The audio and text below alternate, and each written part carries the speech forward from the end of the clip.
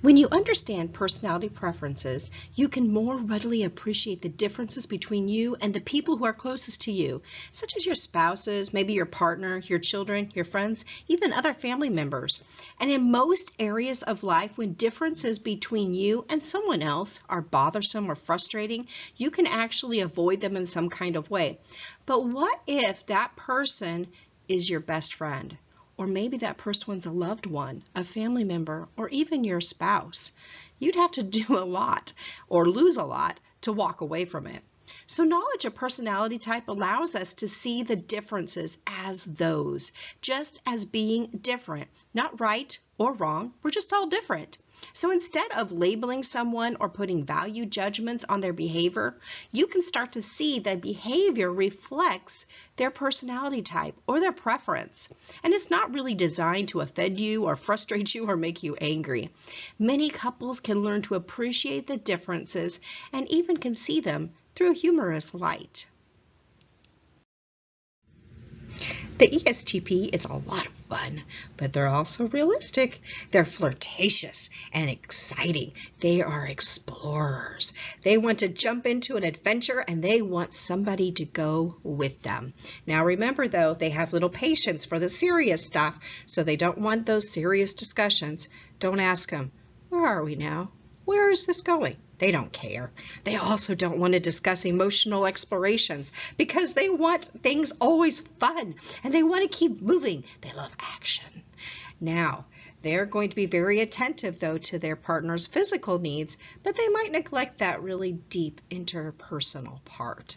Serious discussions really are going to be distracting and frustrating for them because they are enthusiastic and they're great problem solvers. They have a great orientation to quick thinking, which is going to really have them come to a solution sometimes before they completely understand a conflict, especially if emotions and feelings are going to get involved. They want someone who's going to appreciate that they're practical and that they're willing to jump in and solve things and that they love adventure. The ESTP is fun-loving. They want to make the most of every moment. This means that they're pragmatic, realistic, and current-oriented. They are always living in the current, the experience. They love action, and they are always seem to be doing something. However, this enthusiasm also jumps into that personal side, and they want to make their personal relationship exciting every day. Oh, this means they also are going to get bored easily, and they're prone to switching relationships frequently because they're going to find somewhere else to really experience and to get rid of that boredom. They approach life on a day-to-day basis because long-term commitments are very uncomfortable for them. Although they are committed, they are only committed day to day, and as long as it is fun, exciting, enthusiastic, and adventurous. The strengths of an ESTP is that they're very charming and engaging. They're witty, clever, popular, humorous, they're sensual, they're earthy. They really don't care about conflict and criticism, so therefore it doesn't really bother them and they're not threatened by it. They are problem solvers. They are very clear-headed, and especially when it comes to emergency situations. They're fun-loving, and they're very eager and willing to spend time with their children because remember, an ESTP is just a big kid themselves. They are going to lavish their loved ones with big things and big gifts. Now remember, on the weakness side, they don't tend to be very in tune with what other people are feeling, and they're not good at expressing feelings and emotions. They might inadvertently hurt somebody with some insensitive language, and that's mostly because they just don't get it. They're not in tune with their emotions or the emotions with others. They're not really wonderful with language and with money. With money, they tend to be a little bit risky, and with language, they just miss that whole social side of it that goes with the emotions.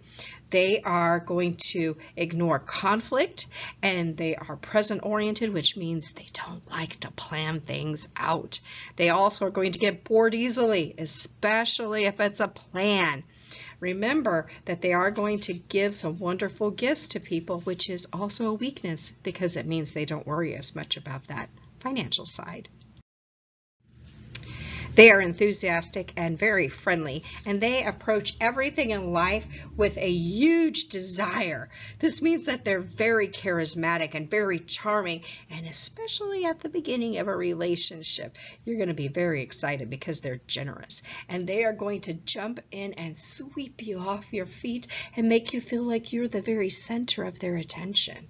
However, because they're very present-oriented and very fast-paced, it means they also are going to forget some of the other parts that might be important, like the emotions and the feelings. Instead, they're going to bring fun and energy into their interpersonal relationships. Now, remember also that commitment may not be their strongest point, and that's because they're really interested in living in that present moment, and they don't really get comfortable in making plans very far in advance. Now, if it's not addressed immediately, they're going to really jump into a pattern of going from one relationship to another without making a long-term commitment. And that's okay with them. That behavior is just fine with them. However, at some point in their life, their partner may really wish to settle down.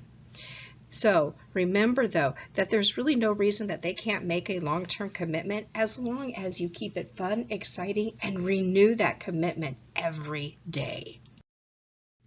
When it comes to physical intimacy, they love to be fun. They're tangible, and they're going to make the most of their relationship in that very moment. That means that they're very aware of their senses, and remember, that means that they're also very sensual lovers. And they like to view intimacy from a very light perspective, a physical perspective, and enjoyment. They don't really want a lot of that verbal attention and that verbal affection and that affirmation. They don't need that. Instead, what they need is the physical, the touch. Now, they're not very in tune with what people are thinking and feeling. They're not very in tune with emotions, not even their own, which means that they really might lack in areas of affirmations and gratitude or supporting their partners, even in things that are very important. They tend to believe that their actions are really more important than the words. So they don't always say what needs to be said. One thing you might find with an ESTP is that they'll tell you they love you once, and they assume that you already know it because they said it. So remember that if you need positive feedback, an ESTP doesn't need it, and they tend to not give it. The best thing that you can do as an ESTP is to remember to often express that you love your partner. The kindred souls for that ESTP are the ISFJ, the ISTJ, the ISTP, the ESTJ, and the ENTP. So let's look at why we have chosen those kindred souls. So our natural attraction to people who share our dominant function, but who use it in different directions works very well for us. We not only flip-flop that introverted or extroverted trait, but we're also going to flip-flop the judging and perceiving trait. So in this way, the partner that we choose for ourselves is going to have a very different approach to dealing with the external world. But if we're laid back and indecisive, then generally our partner is going to be structured and decisive. And if we're reserved, our partner is going to be outgoing. For all of our apparent differences, though, we do still have a common vision of what's really important in life, and that creates the foundation between these kindred souls. Although we really believe that this model is going to work well in finding and maintaining healthy relationships, it's important to remember that it's only a guideline. Just a guideline to help understand and to give some tools and some ideas of things that value in a relationship, but they're not meant to be followed strictly. So remember that any two well-developed individuals of any type can make a relationship work, and work is the key problem here and the key concept, because there's no such thing as an effortless relationship. So don't use these ideas as an excuse to really dump your relationship.